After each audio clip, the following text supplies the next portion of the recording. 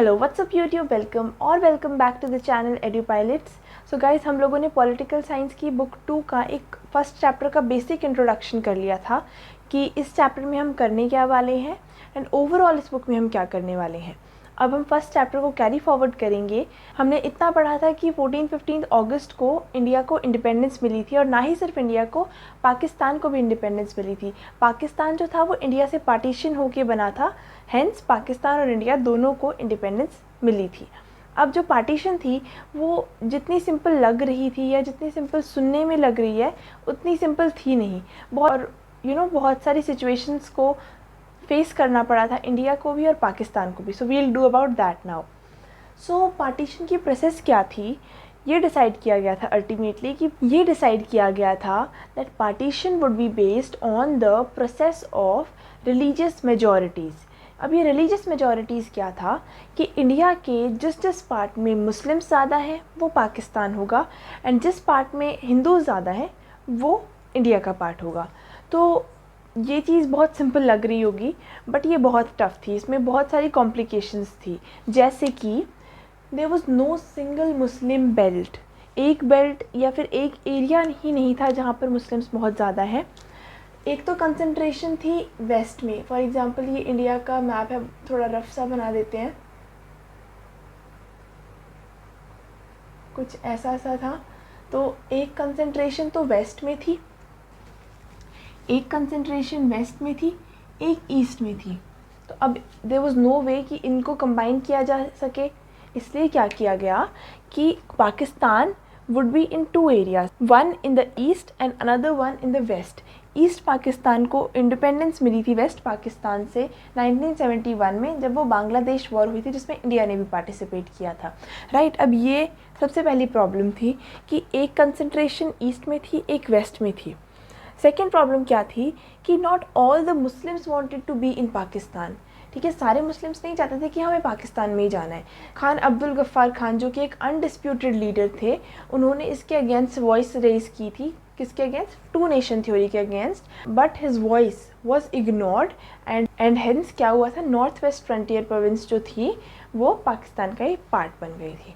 अब क्या था, थर्ड प्रॉब्लम थी that two Muslim majority areas had non Muslims in majority. ठीक है, तो दो मुस्लिम मेजॉरिटी एरियाज जो थे वहाँ पे मुस्लिम्स मेजॉरिटी में थे। कौन से थे? पहला तो था पंजाब एंड दूसरा था बंगाल। सो एक तो था पंजाब यहाँ पर, एक था बंगाल यहाँ पर। अब क्या था, अब ये तो प्रॉब्लम थी, राइट। ऑब्वियसली एक प्रॉब्लम थी कि ऐसे एरियाज जहाँ पे हिंदूज भी ज़्यादा हैं, मुस्लिम्स भी ज़्यादा हैं, उन एरियाज़ का क्या किया जाए। इन एरियाज़ को बाइफरकेट किया जाएगा on district as well as on the smaller levels, ये डिसाइड किया गया था। तो ये चीज़ जो थी ना, ये 14-15 अगस्त तक भी डिसाइड नहीं की गई थी। तो यू कैन थिंक कि एक रोज़ आप उठे एंड आपको पता ही नहीं कि आप इंडिया से हो या पाकिस्तान से। तो कुछ ऐसी सिचुएशन थी लोगों की, तो ऑब्वियसली तो ट्रैजिक तो था ही, राइट। सो ये प्रॉब्लम थी। एक और थी कि प्रॉब्लम ऑफ माइनॉरिटीज़। अब ये माइनॉरिटीज़ की प्रॉब्लम क्या थी कि पार्टीशन होने के बाद कुछ पाकिस्तान के लोग यानी कुछ मुस्लिम्स इंडिया में रह गए थे एंड कुछ हिंदूज और सिख्स वो पाकिस्तान में रह गए थे। अब उनकी तो प्रॉब्लम ही थी, वो लोग अपने आप को एलियनेटेड फील कर रहे थे, वो लोग अपने आप को एक एलियन फील कर रहे थे एक ऐसी जगह पे जो अब तक उनकी थी, जहाँ पे नेबर्स एक दूसरे के साथ बहुत प्यार से रह रहे थे। अब वो एकदम से ही उनकी उनके लिए एक ऐसी जगह बन गई जहाँ पे वो रहने के लिए वो सेफ़ ही नहीं फील कर रहे हैं, राइट। अब क्या हुआ था, अब इन माइनॉरिटीज़ को टारगेट किया गया। जैसे कि पाकिस्तान के अंदर जो हिंदूज़ और सिख्स थे उनको टारगेट किया गया, उनके ऊपर वायलेंस की गई। वहाँ पे जो विमेन थी उनके साथ मिसबिहेव किया गया। They were raped and they were misbehaved with, they were abducted, ऐसे ही इंडिया में सिचुएशन थी। तो दोनों साइड में ये माइनॉरिटीज़ को टारगेट किया गया, उनको अटैक किया गया था। सो अब ये प्रॉब्लम्स थी। सोचा तो ये गया था कि ये टेम्परेरी वायलेंस है, जल्दी ख़त्म हो जाएगी, पर ये वायलेंस डे बाय डे बढ़ती जा रही थी। ओके, अब हम लोग अगला टॉपिक करेंगे कि इसके कॉन्सिक्वेंसेस क्या हुए थे। तो अब जाहिर सी बात है, पार्टीशन जिसकी प्रोसेस के बारे में हमने पढ़ा, तो उस चीज़ को पढ़ने के बाद ही इतना डिस्गस्टिंग फील होता है, तो ऑब्वियसली उसके कॉन्सिक्वेंस भी बहुत डिस्गस्टिंग होंगे। अब उसके बारे में हम लोग करेंगे। ओके, सो इसके कॉन्सिक्वेंसेस में क्या बताया गया है कि 1947 को largest most abrupt, unplanned and the tragic transfer of population that has ever happened in the history. So 1947 के ईयर को जहाँ पार्टीशन हुई थी उसको largest, most abrupt, tragic and unplanned transfer of population माना जाता है जो अब तक कभी नहीं हुआ था. It has never happened in the history. Partition की वजह से there were large scale killings and atrocities on both sides of the border. Border के दोनों साइड्स में लोगों को इतना रेथलेसली किल किया जा रहा था on the name of religion. और अगला पॉइंट है कम्युनल जोन्स. सो लाहौर, अमृतसर, ये वाले एरियाज़ में कम्युनल जोन्स क्रिएट हो गई थी. जहाँ पे मुस्लिम्स मेजॉरिटी में थे वहाँ हिंदूज़ और सिख्स नहीं जाते थे, और जहाँ सिख और हिंदूज़ मेजॉरिटी में थे वहाँ पे मुस्लिम्स नहीं आते थे. सो यू नो कितना वो कंट्री पार्टीशन हो गया. पार्टीशन के बाद का जो इंडिया है उसमें भी पार्टीशन हो रखे थे. सो you can think of this कि कितना ट्रैजिक होगा यार. अगली प्रॉब्लम थी रेफ्यूजीज़ की. आप अब देखो सडन नोटिस मिली, आप हिंदू हो या सिख हो, you will have to go to India now. जाओ, एक सडन नोटिस पे आपको अपना घर जहाँ पे आप इतने टाइम से रह रहे हो वो छोड़ना पड़ रहा है. The neighbours who were your neighbours till yesterday, अब वो आपकी कंट्री से ही नहीं बिलोंग कर रहे हैं. आपको एक शॉर्ट नोटिस पे वहाँ से जाना पड़ रहा है. तो आप दूसरी कंट्री में जब जाओगे तो आप एक रेफ्यूजी बन जाओगे, वो रेफ्यूजी कैंप्स में रहना पड़ेगा. तो यही सिचुएशन पार्टीशन के टाइम पे थी कि वहाँ पे रेफ्यूजीज़ की प्रॉब्लम इतनी ज़्यादा थी कि रेफ्यूजी कैंप्स भरे हुए थे. Also people had to walk by foot. पैदल चलकर उन्होंने बॉर्डर क्रॉस किया है पार्टीशन के टाइम पे, है ना. तो ये भी चीज़ थी. Also there was abduction of women. Ladies को, जो विमेन थी उनको टारगेट किया गया, उनको उनके साथ मिसबिहेव किया गया. They were raped, also they were abducted. तो क्या हुआ, अब जो फैमिली ऑनर के लिए family members use to kill the women, है ना. तो इतनी वर्स्ट सिचुएशन जहाँ पे human rights, so called human rights ख़त्म हो गए थे. Also writers and poets, they mentioned it in their poems and writings about the partition that took place over there.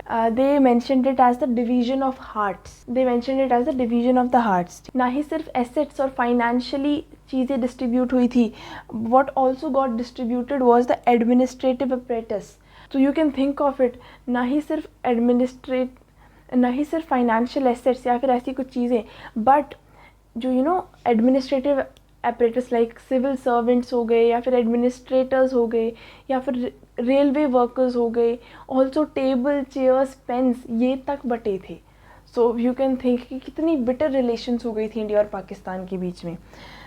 Also there was a large scale migration. It was estimated कि 80 lakh migrations were carried out. Also 5 to 10 lakh deaths were there. So you can see how serious the situation was. अब क्या था, 1951 में ये देखा गया कि India के अंदर 12% ऑफ द मुस्लिम्स अब भी थे. अब उन मुस्लिम्स का क्या किया जाए, है ना. वो एक सीरियस चीज़ थी, वो एक सीरियस मैटर था जिसके ऊपर डिस्कशन करनी थी. या तो ये किया जा सकता था कि इंडिया को एक हिंदू स्टेट बना दिया जाए एंड मुस्लिम्स को रिलीजन चेंज करने के लिए कहा जाए. बट हमारी कंट्री ने एक बहुत ही पॉजिटिव स्टेप रखा, जिसमें उन्होंने कहा कि that everybody is free to propagate the religion, to practise the religion of their own choice. Everybody would get a citizenship and religion would not be the criterion for getting the citizenship of the country. तो इसके through हम लोगों ने एक secular nation का setup किया, जिसमें हर एक रिलीजन को इक्वल रिस्पेक्ट दी जा रही थी, हर एक इंसान को इक्वल रिस्पेक्ट दी जा रही थी. सो ये चीज़ जो थी ना, तो ये जो right to practise and propagate religion of your choice, ये चीज़ जो है हमारी कॉन्स्टिट्यूशन में भी इंश्राइन की गई है. सो वी कैन सी कि हमारी कंट्री ने कितना पॉजिटिव स्टेप उठाया, जिसकी वजह से आज हम लोगों की कंट्री में इतने डाइवर्स रिलीजन्स, इतनी पीसफुली रहते हैं, इतने सारे कल्चर्स हैं. We all celebrate each others festivals together, we share the love with each other, right. तो यही एक इंडिया की सबसे बड़ी स्पेशलिटी है कि अलग अलग रिलीजन्स हैं पर फिर भी एक साथ. वास्तव this is the thing, unity in diversity is being practised out there. ठीक है. सो आई होप आज का जितना हमने किया है पार्टीशन के बारे में we are clear with that. अब अगली वीडियो में हम लोग प्रिंसली स्टेट्स को कैसे इंटीग्रेट किया गया वो करेंगे। 565 प्रिंसली स्टेट्स को इंटीग्रेट करना भी एक ईजी चीज़ नहीं थी, तो हम लोग इसके बारे में करेंगे। I hope you like the video. If you like it, hit that like button, share this video as well, and stay tuned to this channel, and for that subscribe to the channel EduPilots. I will see you in the next video. Till then, bye bye.